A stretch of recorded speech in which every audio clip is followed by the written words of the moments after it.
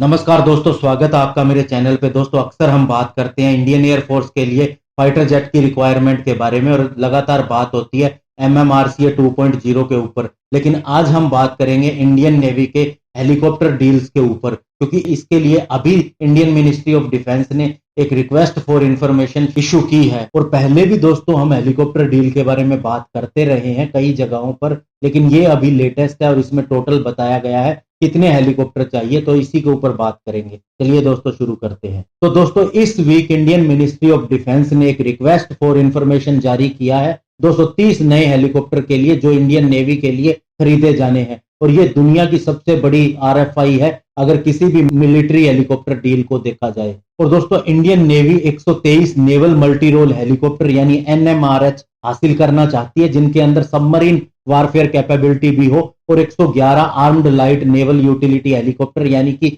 NUH हासिल करना चाहती है। और ये दोनों कॉन्ट्रैक्ट की कीमत $10 बिलियन मानी जा रही है। और दोस्तों, इसके लिए एयरबस ने अपना पैंथर हेलीकॉप्टर पेश किया है specially naval utility helicopter programme के तहत। AS565 MBE वही हेलीकॉप्टर है जिसे पैंथर हेलीकॉप्टर बोला जाता है, और ये state of the art multi role helicopter है, स्पेशली डिजाइन किया गया है नेवल और कोस्ट गार्ड मिशन के लिए। और इसके अंदर दोस्तों maritime surveillance, search and rescue, casualty evacuation, offshore patrolling और काउंटर टेररिज्म आते हैं। दोस्तों, पैंथर हेलीकॉप्टर को 2 Safran Arriel 2N turboshaft engine से पावर मिलती है, और इसकी परफॉर्मेंस हाई और हॉट कंडीशन के अंदर भी सही रहती है। और इसके अंदर मॉडर्न कॉकपिट और एवियोनिक्स के अलावा ऑटोमेटिक फ्लाइट कंट्रोल सिस्टम भी है और फ्लाइट मैनेजमेंट सिस्टम भी है। और दोस्तों, दुश्मन के लिए पैंथर किस तरह से काम आ सकता है, इसके लिए आपको बताना चाहूंगा कि anti surface unit warfare mission को भी ये अंजाम दे सकता है। और ओवर द होरिजन टारगेट को दोस्तों ये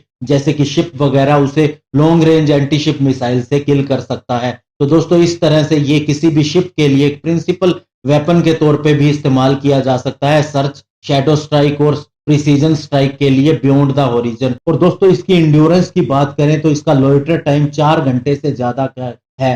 दोस्तों, ये लोइटर टाइम होता है कि कितने समय के लिए कोई भी एयरक्राफ्ट या हेलीकॉप्टर हवा के अंदर किसी पर्टिकुलर जगह पे उड़ता रह सकता है या खड़ा रह सकता है। ज्यादातर दोस्तों ये तब होता है जब किसी भी एयरक्राफ्ट को लैंडिंग के लिए क्लियरेंस की जरूरत होती है, लेकिन युद्ध के समय या किसी मिशन के समय भी इसका बहुत ज्यादा महत्व है। और दोस्तों, इस हेलीकॉप्टर के अंदर हाइड्रोलिकली एक्टिवेटेड हार्पून मिसाइल आती है, और इसके अलावा डेक लॉक सिक्योरिटी इसे एनेबल बनाती है कि यह किसी भी शिप के ऊपर से लैंड कर सके या टेक ऑफ कर सके।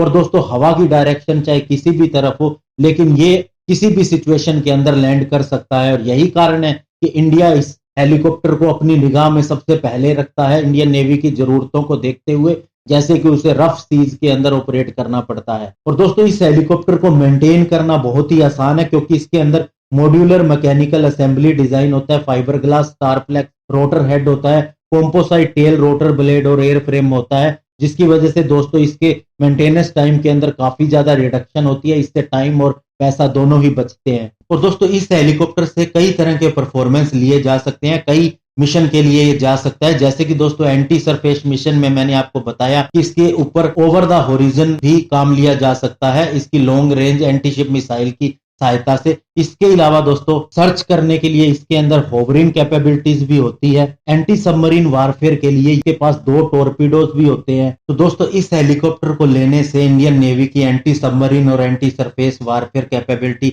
बढ़ जाएगी। और दोस्तों, इसकी प्रोक्योरमेंट करने के लिए नेवी काफी लंबे समय से वेट कर रही है। और दोस्तों, अगर एयरबस की ये डील हो जाती है पैंथर हेलीकॉप्टर के लिए, तो दोस्तों आपको बता दें एयरबस हेलीकॉप्टर और महिंद्रा का एक कॉन्ट्रैक्ट होगा, जिसके अंदर महिंद्रा की फैसिलिटी जो बेंगलुरु में स्थित है वहीं पर दोस्तों एयरबस हेलीकॉप्टर के प्रोडक्शन लाइन बनेगी, और उसके ऊपर इसके कुछ एक पार्ट्स का प्रोडक्शन होगा जो बाद में फ्रांस में भेजे जाएंगे एयरबस हेलीकॉप्टर की एक्चुअल प्रोडक्शन लाइन पे, जहां पर इसके हेलीकॉप्टर का निर्माण होता है। और वहां पर फिर इन्हें असेंबल किया जाएगा एयर फ्रेम के साथ में, और उसके बाद दोस्तों वर्ल्ड वाइड भी उसे भेजा जाएगा। और दोस्तों, इस डील ने ये इंश्योर कर दिया है कि महिंद्रा एरोस्ट्रक्चर पहली इंडियन कंपनी बनेगी जिसको डायरेक्ट मैन्युफैक्चरिंग कॉन्ट्रैक्ट मिलेगा एयरबस हेलीकॉप्टर से एज ए टायर 1 सप्लायर का। और दोस्तों, इस डील के बाद हेलीकॉप्टर के इस पर्टिकुलर पार्ट के लिए केवल महिंद्रा एरोस्ट्रक्चर एक ग्लोबली कंपनी होगी जो इसे सप्लाई कर सकेगी वर्ल्ड वाइड। धन्यवाद, जय हिंद।